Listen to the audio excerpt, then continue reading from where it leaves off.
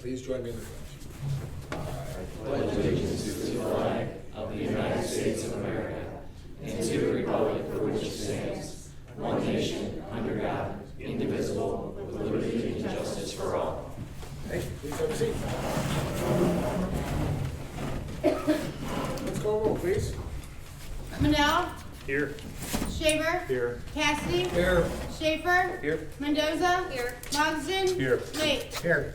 Excellent. Everyone should have received the minutes of the previous meeting. Any discussion?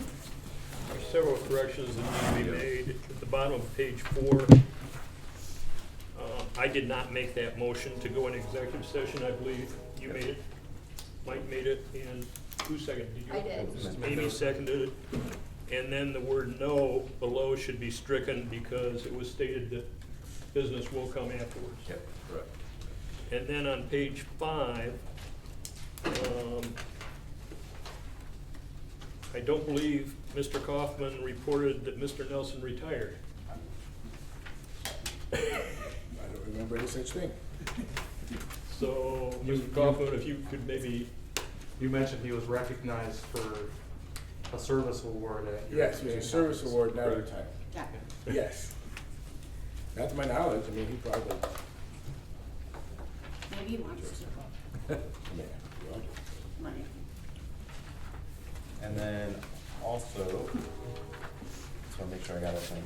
On page 1, under the law director's report, it was Councilperson Schaefer who questioned the legislation. On page 3, under old business, the ordinance 07 was voted no by Schaefer and Mendoza, and ordinance 08 was also voted no by Schaefer and Mendoza, passing with 5 votes for each of those. which two, Mike? 7 and 8. There, other discussion, corrections, amendments?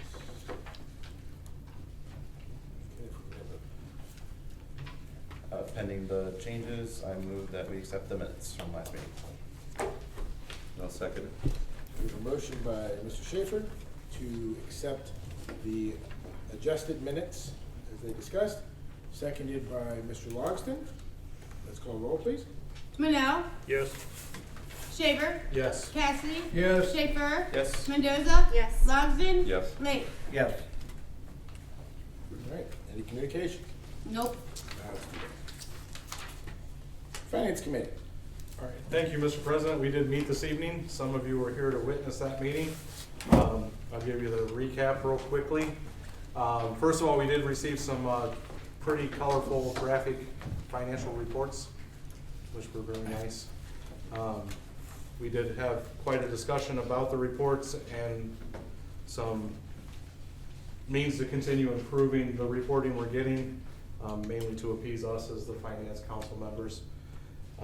We then talked about the changes from the last council meeting where we voted to turn the law director and the finance director's position into a hired position, and specifically in the finance council, the need to create a job description. There are several versions floating out there, and the finance council is going to have a work session next Tuesday in these chambers at 5:30, where our sole purpose is going to be discussing and creating a final written draft proposal of the finance director's job description, which we will then submit to the law director to do whatever needs to be done for legal approval, and then putting it into an ordinance format or whatever needs to happen. And we also will have another finance council meeting on March 21st, 2023 at 5:30. All right. Very good. Thank you for the information. Public Affairs? Thank you, Mr. President. We had a meeting this evening at 5 p.m. with no new business, no old business. So we had a conversation about changing the meeting structure to make it as needed as things come up from a public affairs committee perspective, because we've had several meetings with no new business and no old business. So as things come up, we will be scheduling meetings here going forward. So at this point, there is no meeting scheduled at this time. What if you have constituents that show up for that purpose? There's not an announced meeting. There's not an announcement for it, Okay. so we'll update the webpage and change that. We'll let you know if someone shows up to complain to us. Oh, we'll be here. Yeah. No, I'm just. Yeah, I get you, yeah. To be. Yeah, and then if we do start seeing a need for it, we'll bring them back and start having them again, so, for sure. Very good. Thank you very much. Law and ordinance. We had a meeting this evening. There was no old business or new business. One public comment concerning Canadian geese and reservoirs. Beyond that, not much else. Activity on that. We were gonna have a meeting the 21st, but there's no activity at this point or request. We do want to, though, participate with respect to the work session this coming Tuesday on the 28th at 5:30 in order to develop also the law director's job description and the salary range also at the same time. So we'd like to include ourselves in that if possible. Okay. Beyond that, if some activity or requests come up from the public, we will schedule a meeting for the 21st, but at this time there isn't anything that I'm aware of. So, all right. Thank you. Thank you. And of course, everyone is always accessible by email or contacting or meeting at Kroger. So if members of the public do have something for law and ordinance or public affairs that they think they'd like to talk to them and have a meeting, I'm sure that you all would be more than happy to do that. Don't not speak for you, but just want to make sure everyone's clear. It's not like we're not in contact. So, very good. Thanks, everyone. Mr. Mayor. All right, thank you, Mr. President. First of all, Councilperson Mendoza asked me to share with you an event that is being held to celebrate Black History Month, a movie night featuring the movie Hidden Figures on Saturday, February 25th at the UAW Union Hall, 1675 North Union Street, Fostoria. It's open to the public of all ages, free popcorn, starts at 7 o'clock and is hosted by UAW Local 2021 Civil and Human Rights Committee. So there is a flyer available if anybody would like to see that. Tom, you'd like to pass that around for your viewing pleasure. I just want to make you aware of the upcoming Kiwanis Pancake Day on Thursday, March the 2nd, from 7 to 7 at the St. Louis Public Parish Life Center. And I think that's all I have for community events for tonight. And with that, I'd like to ask our police chief, Gabe Wedge, to come up. He has something very interesting to share with the community. Yes, thank you, Mr. Mayor. Thanks, everybody, for giving me a couple minutes. One of the things I wanted to do, sorry about my voice. If you push on that button, talk Push on that button and talk. Just hold it down. Okay. There you go. So one of the things I wanted to do, get back to with taking over, was years ago we used to do Officer of the Year Award for to recognize our officers and some of the great things they do. Back in around 2011, 2012, we kind of got away from that.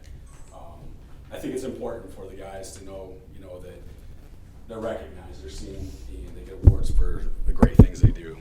So with this year, for 2022, for me it was pretty easy, and I'm 99% sure if you went through our department and asked who the recipient of this award this year would be, it's hands down Kyle Reinbold. He'll be our 2022 Officer of the Year. Kyle, you can come on up. Two main things that stuck out for Kyle. He took on our ICAC, which for people that don't know, it's Internet Crimes Against Children, to catch those people that are preying upon our kids online. He took that on, I want to say March of 2022, and through January was able to arrest, investigate 15 people that were preying upon kids in our community. It's a tremendous amount of work that he put in.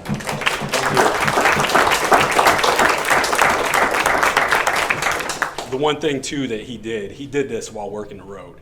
So he wasn't assigned to the Detectives Bureau. He did this on his own time and while working the road and handling calls just like any other road officer does. Secondly, that's a pretty big deal. 15 people in a year doing this is huge. But secondly, there was a traffic stop that he made this year where he took 2 ounces of fentanyl out of a car. The 2 ounces don't seem, to some might not seem like a lot, but when you break it down by DEA standards, 2 ounces or 1 ounce ended up by itself is able to kill 14,000 people. That's the city of Fostoria twice. So with that said, I'll grab your one first.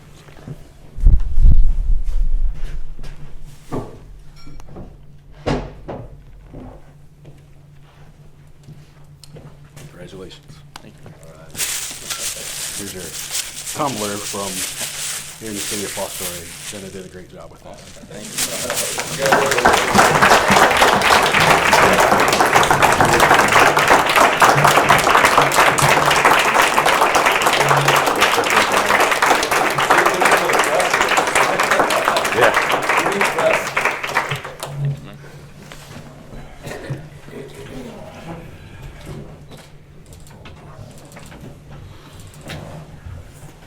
So there'll be a press release put out with more information this afternoon, so I'll get that to the people that need it. So thank you, guys. Thank you.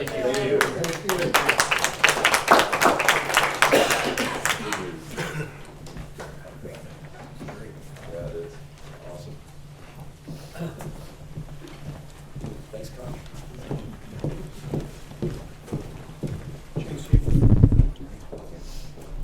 All right, so that was something huge that we've been waiting to get out to the public for quite some time. So huge for the community what then part of my report was potentially a presentation from Columbia Gas. And so Megan? So there's a big project that'll be going on in the south end of town. Some lines being replaced, and so Megan is here to give you that information about the project. We've been working Certainly, thank you. to try to get this in place before our paving comes up this summer. So we're happy to have Megan here tonight, so please. Thank you, Mr. Mayor. Mr. President, Council, thank you for having me tonight. As the Mayor said, I'm Megan Hunyer. I'm with Columbia Gas. Here to talk about our Lyle Street pipeline replacement project that is just getting underway. We will be installing roughly 6,306 feet of new plastic pipe. We'll be doing this on sections of Lyle, Union, Main, Poplar, Clark, and State. Essentially, our infrastructure has served us well for all this time, but the new plastic pipe that we'll be installing will be much more sustainable and safer for the community, will last hundreds of years. Unfortunately, the cost of fixing pipe, is now outweighing just installing the new safer pipe. So it will be a temporary inconvenience, but we'll reap the benefits in safety and sustainability and not having to keep repairing leaks and things like that. So we'll be replacing also service lines to the individual residences on this project. We'll be serving roughly 127 service lines for a total investment in your community of $1,739,274. Our contractor on this project, you'll see them around, they're called InfraSource. They've just begun work on the project. The activity right now can be expected on East Clark Street and South Poplar Street. We do have plans to contact a third-party traffic control for some of the work taking place on Lyle. We'll have to restrict a lane for a short time. We'll certainly let you know when this gets scheduled. Part of the main that will be installed on Lyle, unfortunately, we'll have to open cut some of the street due to the way it's set up. But all customers will have access to their driveways at all times. After the main line's installed and gassed up, service line installs will be scheduled to take place immediately after. It'll probably take about 2 to 3 weeks to get all the service lines finished after the main line's powered up. Customers will be contacted directly by InfoSource to make an appointment that best works for both parties to get their service line replaced. And as Mayor mentioned, we are working closely with the city to make sure that our paving, or we don't impact the paving on Lytle. So we will be well ahead of your summer deadline. If you have any questions, let me know. Thank you. Thank you. You're welcome. Thank you for coming out to do that for us. I appreciate No it. problem. If you have any questions, you all have my contact information on that letter now. Don't hesitate to reach out. Thank you. Thanks so much. Thank you.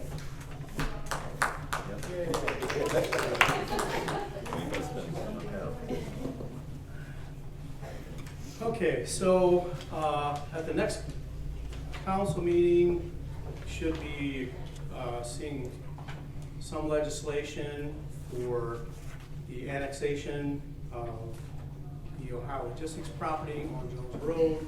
As you know, as you remember, we passed the extension of the annexation agreement between ourselves and county and Loudon and Jackson Townships. And then Ohio Logistics did apply to Seneca County for the annexation. And then we were required to wait 60 days once that is done and pass legislation of our own. So you'll be seeing that at the next council meeting. I know that information has been shared with you about Seneca County going into an agreement with Safe Built to do their property inspections and building code services. And speaking from a city aspect of it, we have had many complaints from people trying to do business here, build in town, with delays in their projects being processed and getting completion. So what we would like to do is have some legislation at the next meeting to go into an agreement with Seneca County in conjunction with Seneca County, and they'll be paying for the Safe Built, and then those fees that are paid to Safe Built for them doing the licenses and all the permits will help to fund that as well. So we're very supportive of that, and we'll have one of the Seneca County commissioners. I've talked to Tony Paradiso. He'll be here at the next council meeting to also give you information about the Safe Built so that we can get that moving, because we will be required, unlike Tiffin, they were with Richland County, we were with Wood County, and Tiffin automatically gets in, so we'll have to send some notice to the Wood County Building Inspector that we intend to go with Seneca County and their project to get our projects done in a more timely manner. So, yes, sir. Why is it we're going in with Seneca County versus like Tiffin's doing it, hiring a consultant to do their reviews instead of Richland, right? Well, and that's all going to be through the Safe Built, and so we'll still have all of our pieces that we do through zoning and through fire department inspections, and then the actual building code stuff that was done through Wood County will be done with the Seneca County Safe Built people. Which will be a lot faster. It should be. What I guess I don't understand is that we're City of Fostoria, they're Tiffin, they're contracting directly with Safe. Like, why aren't we Safe Built? Safe Built. Why aren't we directly just? My understanding contracting them to do is our that work? this is a county project that we're both joining the county on. Contract is with Seneca County Commissioners. Yeah. The city of Tiffin and the city of Fostoria are joining into that contract. As partners with Seneca County. But the difference is that everybody else in Seneca County is with Richland County and we're with Wood County. So once we pass it, we then have to give 60 days notice to Wood County. I'm just, I understand, okay, that makes sense. I'm just trying to make sure that we get the same priority as Tiffin. We will, because it all goes through Seneca County, and Fine. you know, and so that is who is the point for that, and then Tiffin automatically is enjoined because of them where they're located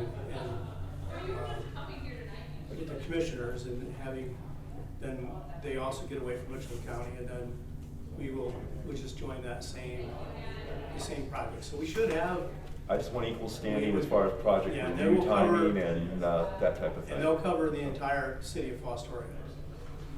How long of a wait do we typically have from Wood County today? Like what are we seeing? It's been as long as a year over the last 2 to 3 years. Yeah. It varies. I know it's been bad, you It's know, been and I know it's been bad, so. Pizza balance about that. Yeah, and it varies, Yeah, Or the varies coffee shop. per project, and it's just they're like everybody else, they're understaffed, and they have a huge area to cover. With this, we're able to consolidate into a smaller area and have somebody just concentrate on our projects in Seneca County. Do we have, do we know a reason why Wood County kind of deprioritized Fostoria's No, inspections? I don't know that they necessarily did that. I just think that there was so many projects that overabundance come of to them, and projects they for them. didn't Okay. have I think they were. the personnel to get them out as fast as they'd like to. Yeah. Okay. I think they were badly understaffed, and then they started outsourcing to somebody in Chicago, Oh, and that took forever. gotcha. And it's not really, bashing the Wood County building inspectors. It's just the Yeah. fact that if there's a smaller footprint for an agency to work with, then we should have Yeah, our projects. I guess, yeah, what I was wondering is have we been able to like talk with them and maybe like say, hey, we've got a lot of people waiting We've on, had- and they had those conversations. So, We'll see. yeah, Or- when Deb and I had gone up and had conversations with Wood County Building Inspector, talked about ways that we could make the process faster on our end, and we made some of those changes, but it's Not just seeing the an overwhelming amount of projects that come in, and we just want them to get in and out of here faster. Gotcha, okay.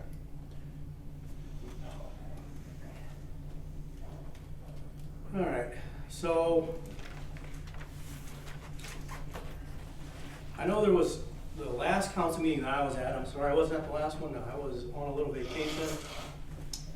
But there was some discussions about some raises and some things that people haven't gotten for 13 years and such. But so I know there's some council people that are newish, and I know Brian might have been here at the time when we were trying to make some of these changes. I know Tom was here, but we had issues with our finance reports coming in a timely manner, a lot of questions from supervisors on budgets and things. So I did call the state of Ohio in here to look at our processes and how we were doing things at that time, which then did lead to us going into fiscal emergency at that time. And we started working with the state of Ohio to fix a lot of these processes. I know there's been an awful lot of talk about POs lately. PO's been around for as long as I have. Every time there's a new safety service director or a new auditor, there's a new process in how POs are done. So you start over and you relearn how that person wants that operation done. And so, and then there's a whole nother piece about why there weren't raises. We didn't have any money to give raises at the time. So we had to do an awful lot of stuff to get to where we are now. We had to face an awful lot of adversity because of the fact that we had to make some tough decisions. We did choose at that time for the pool to be closed. We were facing $1 to $2 million repair and $50,000 or more every year to run that pool. But at the same time, we were facing the potential layoffs of 10 to 12 police officers. And so the choice at that time was the safety forces and trying to deliver the best services that we could to the community. We put into place a $6 million levy that we put before the voters. And we promised them that would go toward maintaining the safety forces that we had in place so that we could keep the community safe. The voters had faith in us and they passed that $6 million levy. And supervisors that work inside the city, work with the administration, and we have year after year stayed inside our budgets, keeping costs down and delivering the best essential services that we could deliver. We've had a plan from the very beginning on how we're gonna get out of fiscal emergency. And so, to me, it's a little alarming to read that there's some other vision of how we're gonna get out of fiscal emergency, that there was some other plan other than the one that we had been delivering very successfully to the city, I thought. There's a lot of talk about this $7 million carryover. From the very beginning, the talks that we had with the state of Ohio was at the very least a 3-month carryover, but ideally a 1-year carryover of general funds. In case we ran into an economic downturn, then we would be able to stay afloat while we recovered. So some of this bugaboo about backdoor conversations, and I know I'm just kind of curious about if there are secret meetings and there's conversations about POs and how the processes were being done. I don't remember having any conversations with anyone about what was going on the other side of the hall. Perhaps there was a conversation with one side, but not the other, which is an accusation that was being made about what's going on in the building. My people have been working very hard to work with the new PO system. There was a lot of issues at the end of the year. Things were being closed. We're all working that out at this time, but I just would really, if there's gonna be transparency, then it can't be just, it has to be full transparency. It can't be selective transparency. I don't mind having a conversation at any time where anybody has questions for me. I welcome them. So when there are issues and we can't seem to get them straightened out and we only listen to one side, it is not good. And it disturbs me that there's some sort of feeling that our people don't know what they're doing. They're the ones that got us to where we are now, to have this carryover that we have, because that was the goal all along. And so I just get tired of this kind of stuff when we've all been working very hard to get to where we are now. I'm proud of where we are because it took a lot of work and it took a lot of sacrifices from people to get to where we are now, and I understand that. But as soon as we had the money that we were able to give raises to people, we did. You saw the legislation. I think you guys passed the legislation once we got to the point where we could get there. The talk about this building, when we didn't have any money, some things had to be let go. But the minute we were able to get our heads above water, we put a roof on this building, we fixed the brick and block on this building, we put these windows in so that we could save on the heating and cooling and save this building for another 50 years or so. And the next step was where the windows had leaked into some of the offices to take care of the things that were in those offices. So, I mean, it's just ridiculous. It's gotta go both ways. Can't play these stupid games. I just can't have it. So, barring any questions, that's the end of my report. Questions from the mayor? Thank you for the information. Thank you, sir. I concur with the mayor. I think that this community has pulled together to get this community out of a tremendous mess. And you've had a lot of courage to put 12 years in.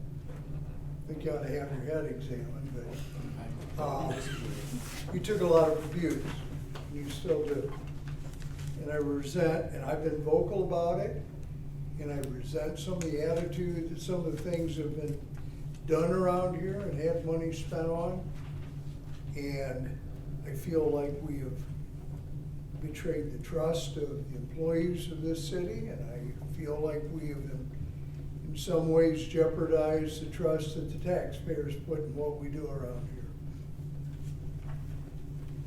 And I think it's incumbent, I think, I'm not putting words in your mouth, but I think it's incumbent that we stay very conservative to make sure that we get out of financial emergency, but more importantly, we stay out of financial emergency. And it's gonna be an ongoing process for a number of years. That's all I've got to say.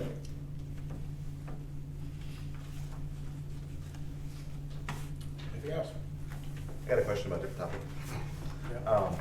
So knowing, I mean, seeing what's going on with East Palestine and those types of things, I've been getting questions about just like, do we have a plan in place if something would like ever happen here? And so I know I've never had that conversation with Yep. you or, you know, the police about Yeah, that. well, actually, I have to share that with you because we have, and we haven't, it's been a little bit, but not a long time. I know the police and fire departments have, through the Seneca County Emergency Management Agency, we've had different training sessions in the past. There's plans in place if there were an emergency in either Fostoria or Tiffin, that we could send operations.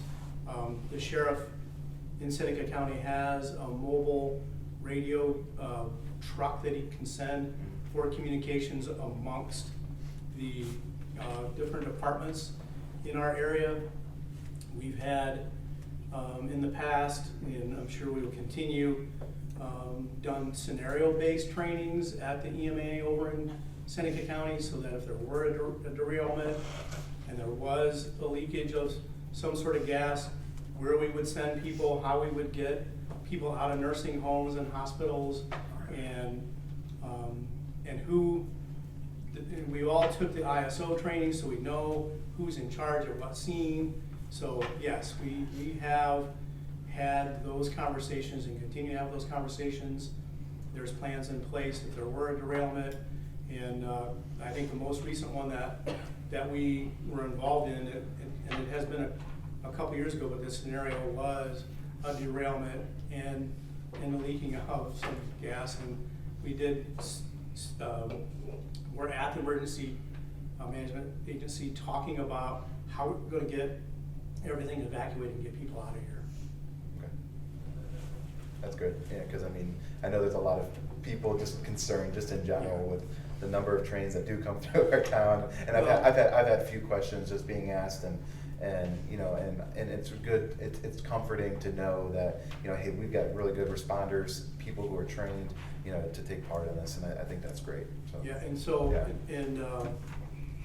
Another part of that, we were keeping an eye on where the water was going from, you know, when they. The basin, you know, Yeah, the Ohio that was River. headed to the Ohio River and not our way, and that most likely with the prevailing winds that we wouldn't be affected by the gases that were Sure. coming out of the derailment. And thankfully it wasn't here, but I mean in 2010 I think it was, there was a derailment just on the west side of town out near the fertilizer plant. So I mean, not like it can't happen here, but we train for that just in case. Yeah. Thanks. Anything else? Thank you, Mr. Mayor. Thank you, Chair. Madam Moderator. Thank you. So looking ahead to our next meeting, as the mayor mentioned, we'll have the annexation legislation. So Seneca County did approve that annexation. They're okay with it coming to us. Now we have to accept it. And like the mayor said, we have to wait 60 days from the date of the commissioners passing it. So that's why you guys will hear it at our next meeting. And as was discussed a little bit with the committee reports, we will have legislation establishing the job descriptions and the salary ranges hopefully at our next meeting, March 7th. And at that point, we will need to appoint a law director and a finance director to avoid a vacancy. So the elected positions will end on March 9th. So we will need to appoint someone effective March 10th to avoid a vacancy. So I'll be looking for that from you guys, the job descriptions and the salary ranges, then I'll do the legislation and we'll have it next meeting. Questions for the law director? Very good. Now we move to public comment time. This is the public wishing to address council. Step forward, state your name and address. Please make sure you write it down so we have it on the record. Apparently there's a fancy microphone, so upgrade. And you will have 3 entire minutes to state your case.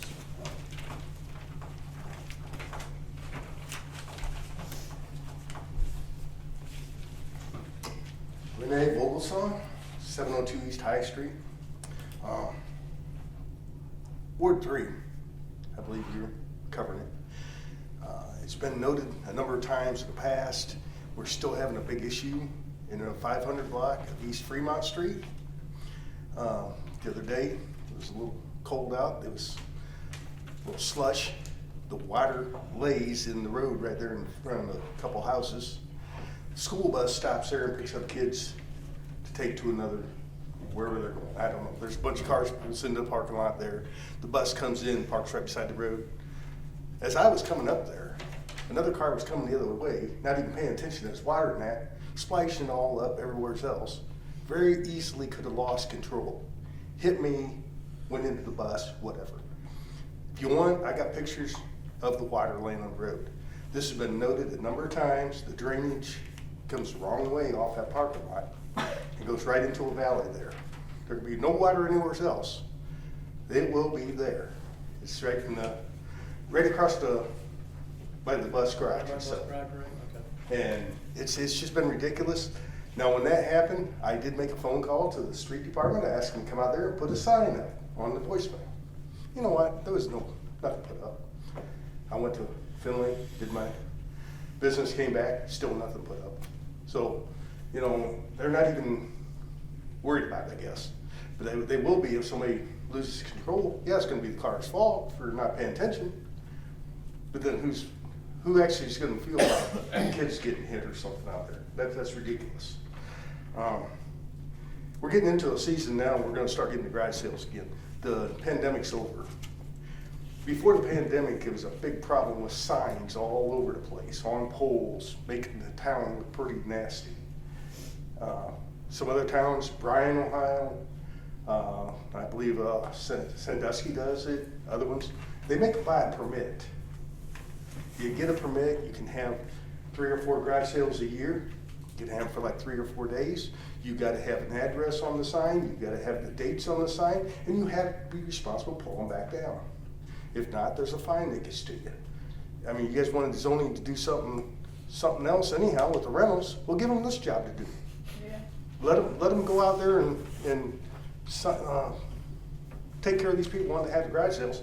And furthermore, it'll stop these garage sales from being there week after week after week after week, actually running the business in their garage.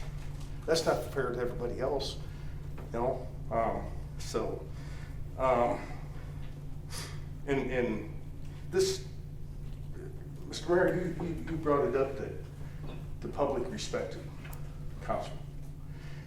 We're getting to a point now where council wants to take what the public votes on and approves, such as the charter stuff, and approved it to be done to get the ball. But you guys went above that. You guys said, I don't care what you guys say. We're going to change it now. We ain't going to wait till it was how it was voted on. You guys went ahead and voted it in to change it different than what we voted. Well, where's our respect towards you guys now? That's, Our confidence is going away. It is. We're thinking, you guys ain't for us no more. And remember, as council people, you're supposed to be council people for us citizens, not for yourselves. that's, You're working for that's us. the time. So I think I'll leave it there before I get in trouble. Thank you. Make sure you put your name and address on this so we can get it Sign right. down. It's a, Double check. Any other public comment tonight? Once, twice. Quit arguing, get it. Good evening, Ms. Philly. Yeah. How does this work? Just push down and hold it. Oh, cool. No, hold it though. Hello, I'm Jill Filiator, 402 West Culbertson Street. I wasn't here at the last meeting. I did have an issue. I did express my issue to one of the council people because my person was out on the day that this occurred. I have a very strong issue with what occurred with the lady who's in this room right now, who had a problem with her tree roots impeding into her sewer system. And the response from this entire group, the nonverbal dismissal look given to a person who has a legitimate complaint, acknowledged by the safety service that it is a legitimate safety concern, roots in the sewer system, with a response saying, we don't take down trees until the spring. Now, if it was you who had a sewer problem and you had it entwined in your system so you don't have good sewage processing, I would think that you would be saying, weather's not too bad today or this day, why is it not being addressed and being told she has to wait until April? And then you go one step further, and I know that it was voted down, but this rental agreement concept where you were all saying we have to hold the landlords to a higher standard also, well, the city, you guys are all landlords for us in regard to safety and sewer systems on your property. Where is your accountability? Thank you.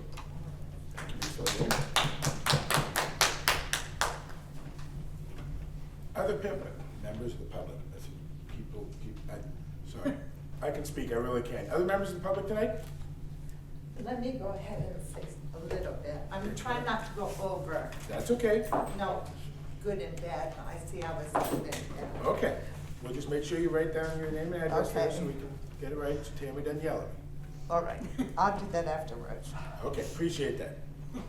I again want to. State your name for us, Oh, please. sorry. That's okay. Regina Depp, you're my councilman. The bus garage, Fremont Street, the east end of town, we're always underwater. I think there's an allotment for Stoner Road to get drainage. Yes, somebody? There's street budgets. Oh, okay. Well, down, so I drove down like Circle Drive, down Buckley Street and turned down those. They have storm drains. We don't have storm drains on the east end of town. Years ago, they put in some ditches. These drains are there, but you never see water in there. It's all on top of the streets. So we're always underwater. This was nice, because this was gonna be a comment. You guys wanted $18,000 to $23,000 for us to talk, I think. I was reading. This is nice. This works good. I'm happy about that. I also called Tiffin Zoning. That's where we don't have money. You say, trying to get out of a deficit. Zoning in Tiffin, one gentleman, and he and I spoke, he goes out and does what two people do here, which was a new one, was made a new position for the second full-time one, and I see we have an intern which is good for interns. You know, so there's that cost too. That could be going towards the pool. This splash pad, I think, is gonna be for little bitty kids. I don't see teenagers, or if teenagers go there, we all know how they walk past you, don't care what they say, so it's not gonna be a good situation for all people. I think the pool, if we could get some money that is allotted for that splash pad to fix the pool where you have a deep end, you have a little end, you know, that's my thought. Anybody, what do you guys think? I think it costs a lot of money to maintain a pool like you're describing, and we're not at a point today to be able to do that. You got about 30 seconds left. Yeah, so part of the idea of having a splash pad as opposed to a pool, you can build a really nice splash pad for $550,000. Pool estimates were coming in between originally $2 million and now $4 million, according to how big a pool you built. Our pool footprint that we had was built as a WPA project. Was a really huge pool, so it cost, the last time we ran it, it cost roughly $50,000 a year to run. And you know, we've been watching communities in our area struggle to have lifeguards, and it doesn't mean that someday there can't be a pool, but we knew we could afford this and we could maintain this and sustain it for a while. It's much more economical than trying to operate a pool for 2 months a year. This can be run from Memorial Day to Labor Day, where the pool usually would be open in early June and would be closed in early August because we would run out of lifeguards when they went back to school. So we thought this was something we could tackle right now, give the kids something to do in the community and make it a real good feel good project for the community, and try to, take away some of these things that we're doing things for kids, but apparently it's just not good enough. Go ahead. Oh. There's a splash pad in downtown. Admittedly, it's Aspen, but I can promise you, it's not just little kids. Yeah. There's people there of all ages, sitting around and having a cup of coffee or watching whatever's going on and running into the water if it's a hot day themselves. But So- this is supposed to cost you got $350,000. You want to get $200,000 more? I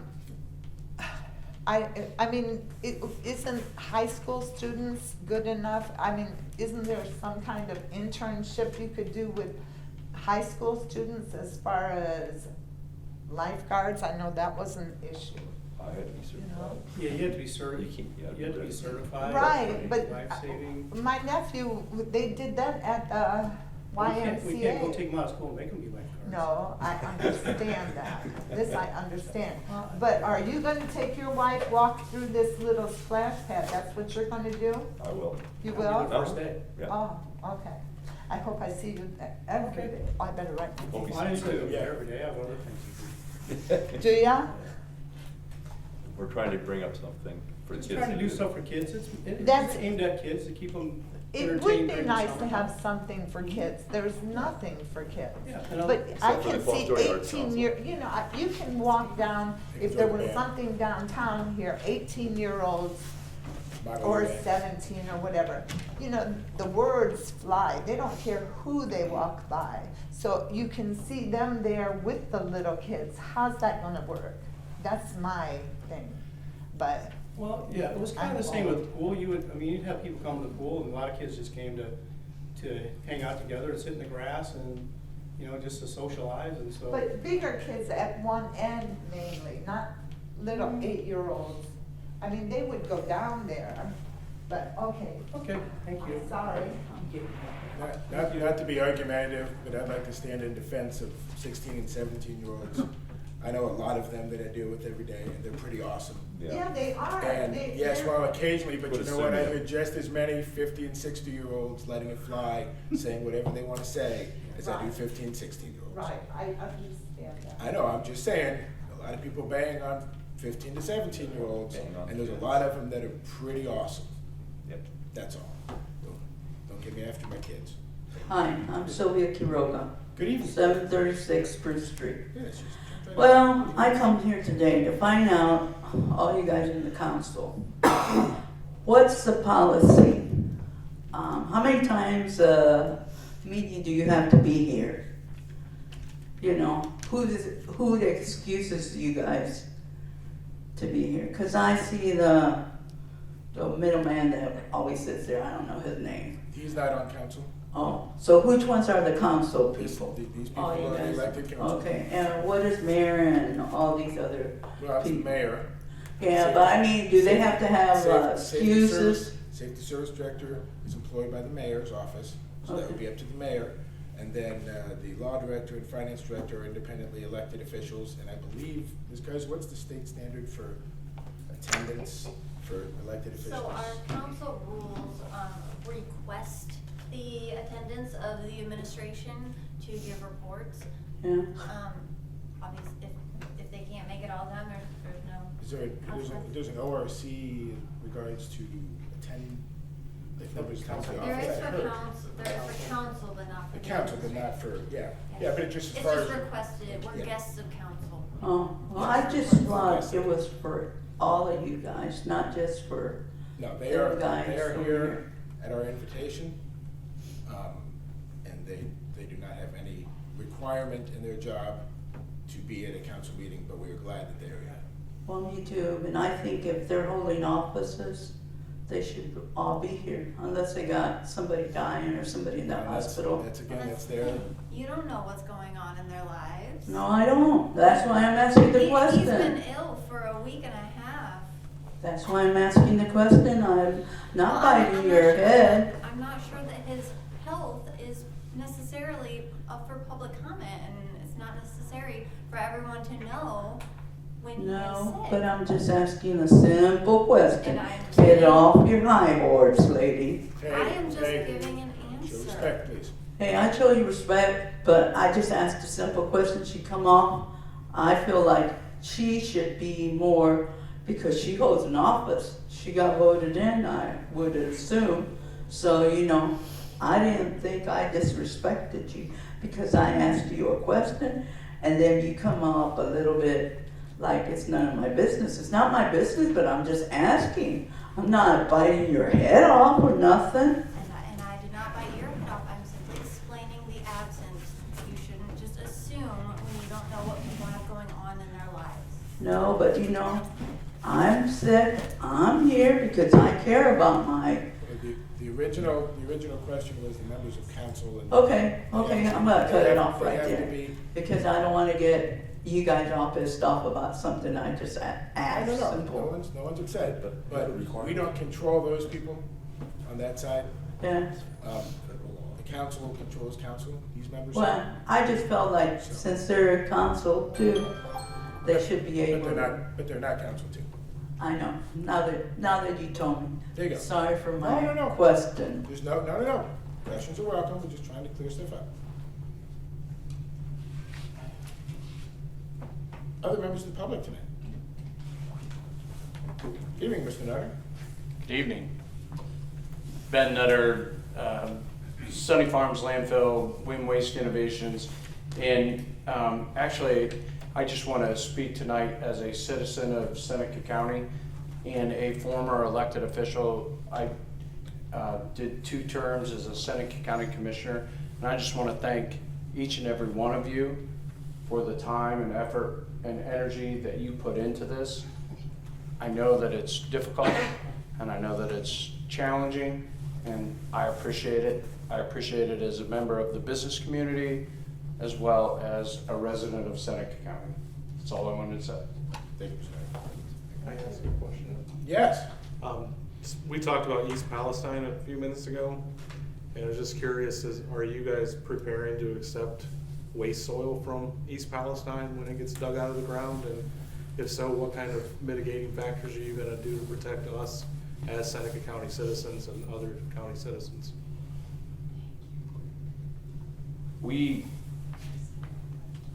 Sunny Farms Landfill Wind Waste Innovations is a subtitle D landfill, in which case it is able to accept anything but hazardous, toxic, or infectious waste.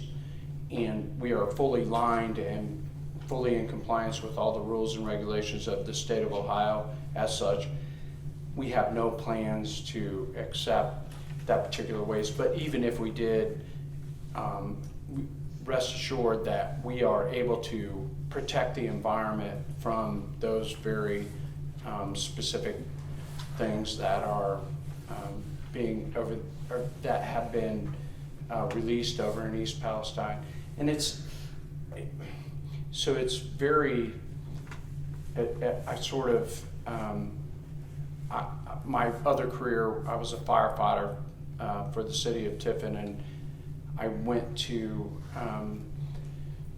the NTSB training center for rail emergencies, and we trained on all those different things. And every day there are materials that go through our towns that are can be very hazardous if we have derailments. And we're lucky that we have facilities such as ours that are able to take those things that would otherwise be very harmful for the environment and put them in an environmentally safe and friendly place. You understand that, right? Like, we take those materials and we protect the environment from them, right? And so I think that's important, and I think that gets lost a lot of times in the rhetoric. However, to your specific question, we have no, it's unlikely that any of that material would come to this landfill here.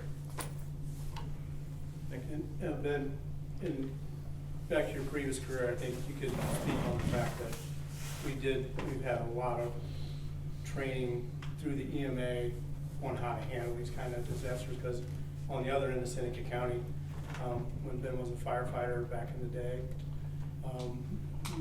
we trained an awful lot on how to handle those kind of things. Yes, sir, Mayor. The emergency itself. Yeah, absolutely. We have a emergency training center and command center that's located at the Seneca County Fairgrounds. We have every firefighter, former Fire Chief Brian Herbert and I were in Colorado together to work on those very things and the pre-planning and all of the things that we do. So these things happen out of sight of the general public, but we're very much in tune to how, and I will tell you that East Palestine did a phenomenal job of the emergency systems worked exactly as they were supposed to work.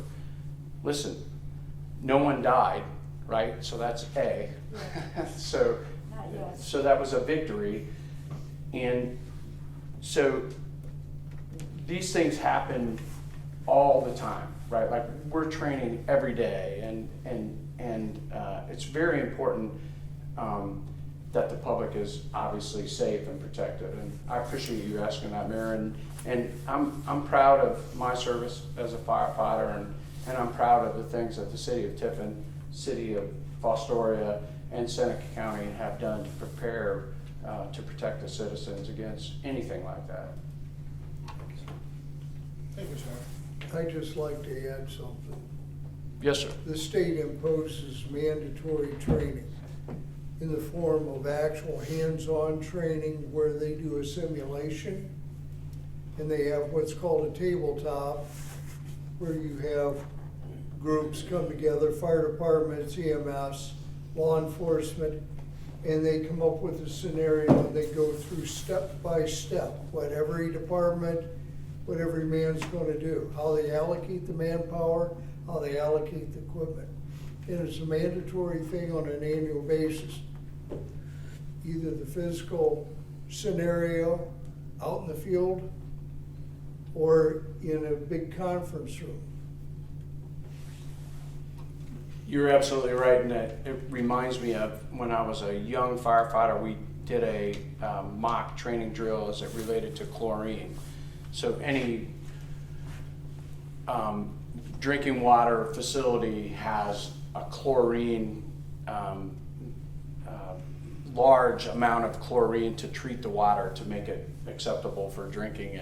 And we did a training, and the first thing they said, well, what would you do if this leaked and you would go inside there? I'm like, yeah, I would go in there and try and save them, right? Like I put my stuff on. Yeah, you'd be dead right alongside of them. And so, yeah, those things we do. The safety services do that all the time.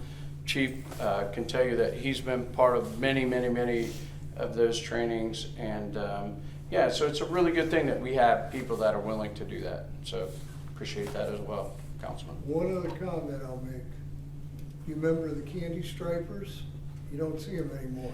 You want to talk about hazardous material going down the railroad track? The largest producer of cyanide gas is located about 40 miles south of here. Yeah. And they've discontinued with the 9/11 and some of the terrorist activity. They just discontinued putting a red stripe around a white tank car. They were called candy stripers. They were only cars that were identified that carried cyanide gas. One little whiff and you're done. And they still carry it, but they just don't identify the cars that way. And so, yeah, and those, but we have a lot of safety features built into the rail system itself. And rest assured that, you know, and I know that Norfolk Southern and CSX, you know, they're really, really good at what they do. And they did a good job out there in East Palestine. And we should be thankful that given the emergency that happened, they were able to do the things the right way. Thank you all. Appreciate it. Hello, Mr. Schaefer. Hi, how are you today? I'm good. Make sure you sign the papers. Will do. So within that same topic, I was kind of curious, is there anywhere where we can find MSDS sheets for the different types of chemicals that actually come through our town? They're all on the internet. They are? Okay. I was just, good to know. Do you know where? I'm just curious for the public to find them because people have asked. Google it. Put down chemical and No, I'm saying, are there Name it. MSDS sheets for each and every chemical that are railed into the city? Yeah, you can Google the chemical and MSDS sheet. Are and we it will told give you what the- chemicals are coming into our Well, city? in each train car that carries a chemical is required to have a placard on that train Okay. car that shows what is inside the train car. Okay. And I know when I was street department foreman, I had one of those books in my glove compartment, just in case there was something and Yeah. you knew whether to go Right. quickly or not. And I know, I believe, at least it was, that each train carries some manifesto with exactly what is on that train. But can we get that manifesto? Well, I would imagine, and I'm sorry to interrupt, It's all good. going off what Mr. Nutter said, that for safety, you wouldn't want to be like, hey, this train's coming through and it has this in it. Because there are people that would do bad things. Okay. And so I'm Gotcha. sure that it's, hey, these could be coming through, but to ask, well, which one has the gold in it? Probably not gonna, just for a safety standpoint. Gotcha. They are available after the fact. After the fact. Okay, Yeah. that's good. I apologize. No, it's okay. For the record, I also stopped the timer. Great. Awesome. Now we're Thank losing. you. And that was just the major question. I was just kind of curious. I had been asked if we knew what was actually coming in lieu of what happened at East Palestine. Sure. I just wanted to kind of see what knowledge we had around those chemicals. And I mean, given that we have so many major railways coming in, it's a big concern. So anyways, thank you. Appreciate it. Thank you, Mr. Schaefer. Any other public comment? Yep, state your name and address, don't forget to sign the sheet. Hey, listen, I'm here for you. I'll put my address down. I wasn't planning on speaking, I just had a question to ask someone afterwards. But seeing Mr. Nutter here makes me, I have this terrible fear of Sunny Farm landfill. I know they're trying to expand, I know that they are buying up property, I know that they have had many problems in the past. I know with railroad cars, you talk about railroad cars, they have railroad cars coming in that sit on the tracks that have actually even had rats coming out of them. They've drained the leachate that comes out of the bottom of the trains. You talk about East Palestine's trains. They were very surprised to find out what was in those train cars, to find out that the hazardous material, along with food, was in other cars, right? No? What? Oh, I see you shaking your head. I shake this bad idea. Oh, I thought you thought that I didn't know what I was talking about. No. Sorry.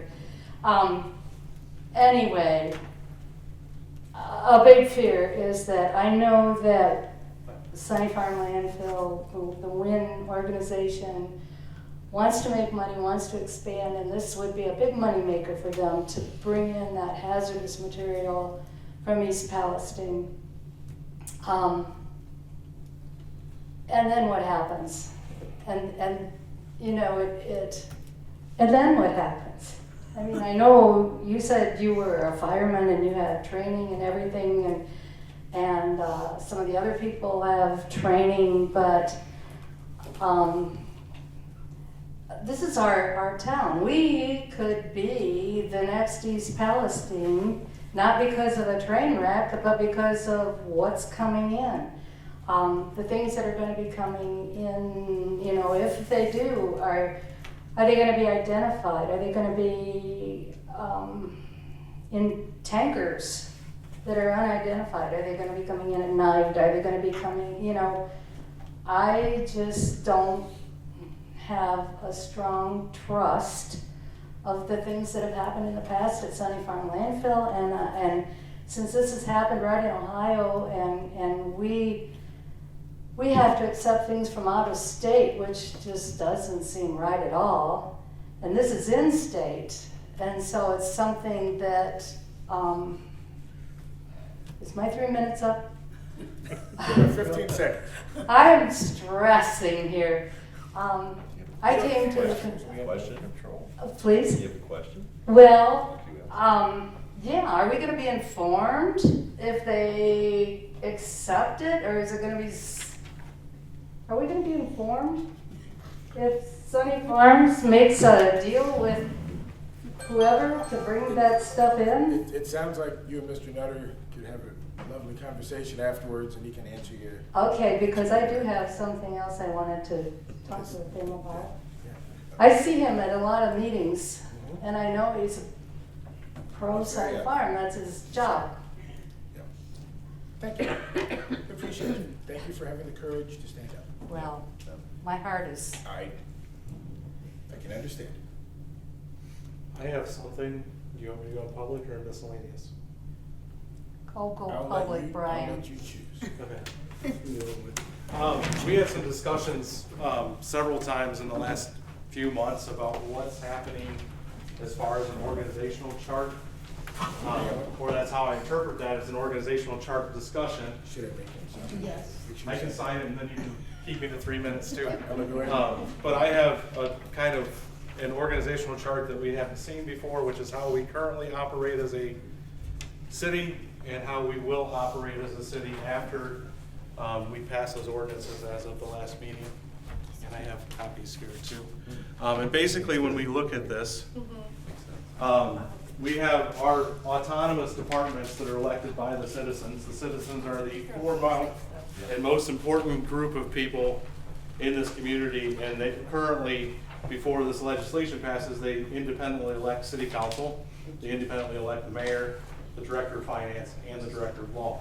All four of those areas operate autonomously, which means that we should all be staying out of each other's lanes, essentially, in the sense of what we do and so on. As council, we can ask questions of pretty much anybody in the city, but we shouldn't be asking them to do anything. Just like the finance department or the law department shouldn't be asking other departments to answer to the mayor and the safety service director to do anything, and vice versa. They're autonomous. With the reflection of the changes, all 4 departments are still autonomous, with the exception that the auditor or the director of finance and the director of law would be under the city council only necessarily, the way I see it, for employment decisions, hiring and firing essentially. Other than that, they are autonomous and they retain that autonomy within their departments, and they do run those departments. The last thing I'll say, and as I'm sitting down, is that all of these departments need to start working together with each other. That includes us as council. It includes the 4 departments over there, or the 3 departments over there, the mayor, and then by extension, the safety service director, the Department of Law, and the finance department. And we can't continue to succeed moving forward if we aren't having those conversations amongst the departments and aren't stepping on the toes of the other departments. I wish there was a couple members of that side of the bench to hear that today. I don't mind repeating that to them when we get there, but that was kind of what I wanted to pass out as an organizational chart for now and going forward after March 9th, I think it was set. Thank you. Please remember to sign the sheet before you leave. Can I ask you a quick question? It's up to you, Attorney. Can you talk to him afterwards? Well, I would think they'd all like to hear it. Well, but public time, Okay. it's a procedural thing, and Okay. you want to No, we're do fine. everybody. I'm sorry. We're fine. Yeah. Thank you. Appreciate you. I'll see you afterwards for sure. Anyone else? And I don't say that, that just sounded like it came across kind of mean to me. I didn't mean it like that. I did not mean it to be harsh. It just, sometimes I do be like that. So please, I love all the public comment. I love all people. It's not being harsh. It's not meant in that. Let's move on. Thank you, everyone, for your comments. I really do like having people here. It's a lot nicer than when it used to be when no one showed up. Tammy, we have some old business, Dan. Yes, we do. A resolution authorizing the disposal of personal property, motor vehicles, road machinery, equipment, tools, or supplies which are not needed for public use or are obsolete or unfit to be sold by internet auction in calendar year 2023 and declaring an emergency to exist. And that is the third reading of that resolution. Motion to adopt. Second. Your motion to adopt by Mr. Schaefer, second by Mr. Lawson. Call the roll. Manal, Yes. Schaefer, Yes. Cassidy, Yes. Shaver. Yes. Sorry. I think you swapped us, but. Mendoza. Yes. Logsdon. Yes. Lake. Yes. And that becomes resolution 2023-11. Who motioned that first? Schaefer. Perhaps we should get buzzers like Jeopardy. I know, it's difficult. I can understand you. I get As soon as you're ready, it. 11? that was 11, according to my numbers.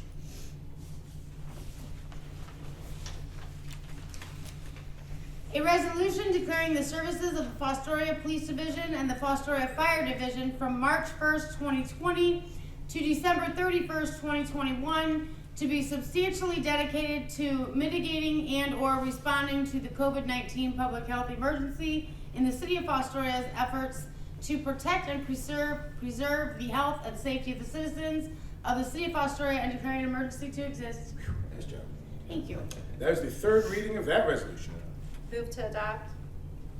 Second. Motion to adopt by Ms. Mendoza, second by Mr. Shaver. Call the roll, please. Manel, Yes. Shaver. Yes. Cassidy. Yes. Schaefer. Yes. Mendoza. Yes. Logsdon. Yes. Lake. Yes. That becomes resolution 2023-12. 12. Wow. Thank you. Next, please. An ordinance authorizing the mayor to advertise for bids and enter into a contract with the lowest and best bidder for the 2023 street resurfacing program, including pavement removal, surface planning, tack coat, and surface course of certain streets in the city of Fostoria, Ohio, according to specifications to be on file in the office of said mayor and declaring an emergency to exist. That is the second reading of that ordinance. Next, please. third reading. Oh, no, I'm sorry. You're the second. You're good. You were good guess that I was wrong. You should. An ordinance to amend the traffic control map and file for the city of Fostoria, Ohio, and declaring an emergency. Just an emergency. Okay. And then that last part should probably go away. Yeah.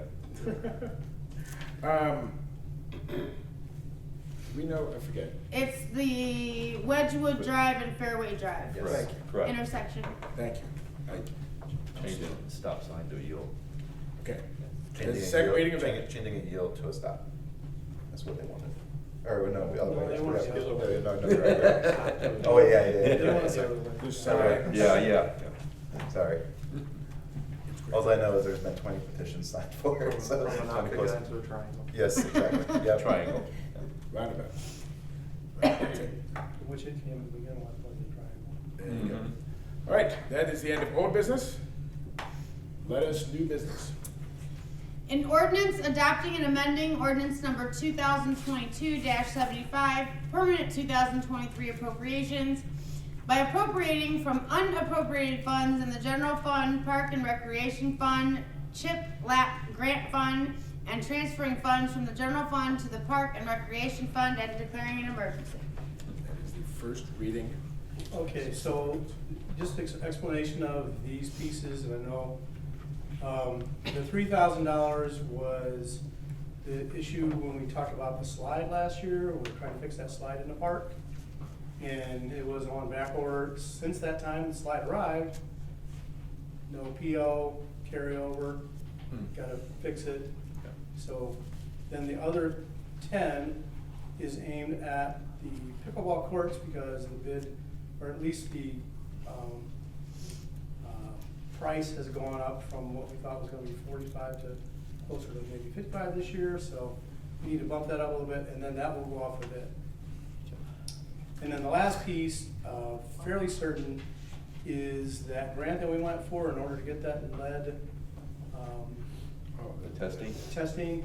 So that is taking that money we received from the grant, pulling it out so that we can get that to GLCAP to do the lead testing in our community. So does that mean pass now?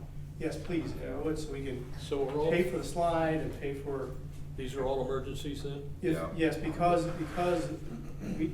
they're waiting for us to buy that piece of equipment so they can do the lead testing. The company's waiting for us to pay them for that slide that finally arrived. And then once I go, so we just combined the other 10, so we can then go out for the bid and try to get the pickleball courts done during this season. Move to suspend the three reading rule on three separate occasions. Second. Motion by Mr. Lake to suspend the three reading rule, second by Ms. Mendoza. Let's go roll. Manel, Yes. Shaver. Yes. Cassidy. Yes. Schaefer. Yes. Mendoza. Yes. Logsdon. Yes. Lake. Yes. The rule has been suspended. Move to adopt. Second. Move to adopt by Mr. Cassidy, second somewhere over here. We'll give it to Mr. Logsdon. Call roll. Manel, Yes. Shaver. Yes. Cassidy. Yes. Schaefer. Yes. Mendoza. Yes. Logsdon. Yes. Lake. Yes. That becomes ordinance 2023-13. 13. Thank you. Next one, please. An ordinance entitled, "An ordinance authorizing an advance to the Chip Lap Grant Fund with such advance to be repaid before year end 2023 and declaring an emergency." Make a motion, we waive the three readings on three separate occasions. Second. Motion by Mr. Logsdon to waive the three reading rule, second by Mr. Lake. Let's go roll. Manel, Yes. Shaver. Yes. Cassidy. Yes. Schaefer. Yes. Mendoza. Yes. Logsdon. Yes. Lake. Yes. That rule is waived. Move to adopt. Second. Move to adopt by Mr. Lake, second by Mr. Cassidy. Let's go roll. Manel. Yes. Shaver. Yes. Cassidy. Yes. Schaefer. Yes. Mendoza. Yes. Logsdon. Yes. Lake. Yes. That becomes ordinance 2023-14. Wonderful.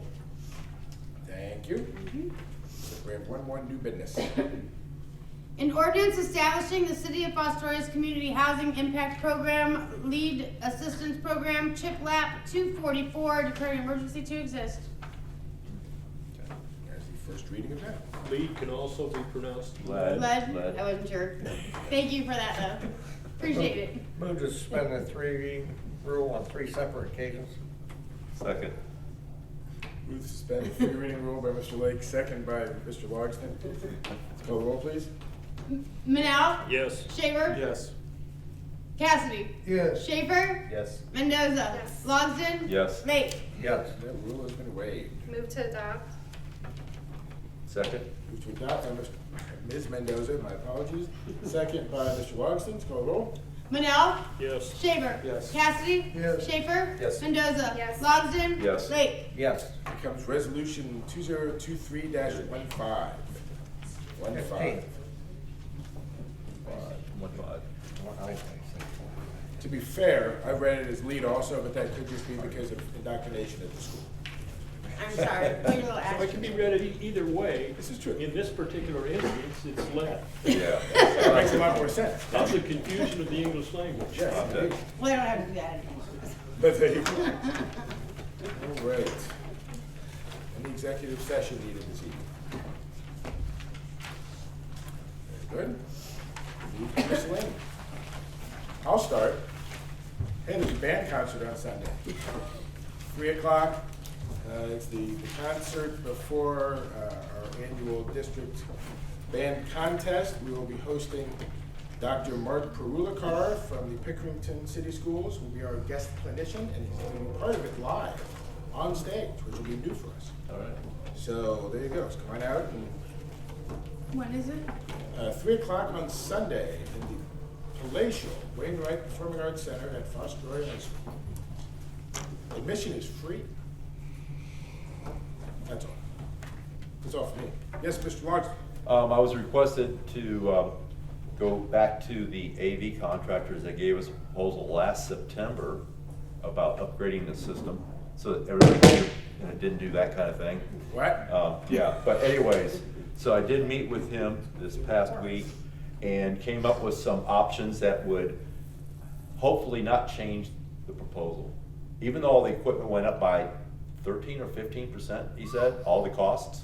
There were options in there that had to do things that we, quote, didn't need, some of the fancy features. So I went along with an approach to say, give us a proposal to try to maintain where we're at, or very as close as I could to what we had last September. Bottom line is it'd be new microphones that don't crunch and crackle and do all that. Speakers that aren't on the wall, they would be above the audience, above us, above there, and above the presiding position. And they're all zoned separately because we'll just all sit here and talk naturally, and it's called voice lift. You just can hear. It doesn't sound amplified, it just sounds clear. It's just lifted, and that's the way it's supposed to be, so you don't even notice. It's when it's working, it just, I can hear, I don't care. That's what it should be. So they're gonna get us a revised proposal, and it will include a camera that will go there, so that this whole scene would be streamed to Facebook. That's what the plan would be, so. Thank you for the That's update. all. Thank you for the Thank you. update. I know that we get lots of questions about that continually, and I appreciate it. Okay. We should have a proposal, I'm sure, probably within a 2 weeks period at most. Excellent. This way. Like that. That is what they call good time. Any other miscellaneous this evening? Seeing none. Good adjourn. Move to adjourn. Second. Motion to adjourn by Mr. Lake, second by Mr. Shaver. Let's call the roll. Manal? Yes. Shaver? Yes. Cassidy? Yes. Schaefer? Yes. Mendoza? Yes. Logsdon? Yes. Lake? Yes. It is 7:24. Good evening. No, there'll be mics, it's just that. There'll be one other screen. One more game. That's the way now it seems like we can win again right here. And there'll be a mic stand, they can just like I'm doing there.